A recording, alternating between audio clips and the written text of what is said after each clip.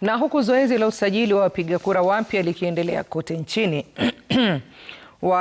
wakazi wa eneo bunge la Webuye Magharibi wametakiwa kujitokeza kwa wingi ili kujisajili na waweze kushiriki kwenye uchaguzi mkuu ujao. Haya ni kwa mujibu wa mkurugenzi mkuu wa shirika la Inua linaloangazia masuala ya vijana, Humphrey Muchuma, aliyekuwa akizungumza baada ya kutoa mafunzo ya kidijitali kwa viongozi na waumini wa kanisa la Marafiki.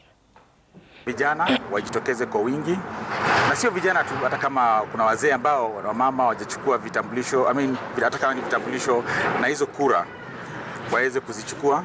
Mimi ningependa especially hii jamii yetu ya upande wa Western, tuweze kuchagua viongozi. Chukua kura, hata ukisema tuko kadi, lakini chagua viongozi ambao watatupea mwelekeo mzuri, wale ambao watachunga pesa zetu, wale ambao wataweza kutuendelea maendeleo.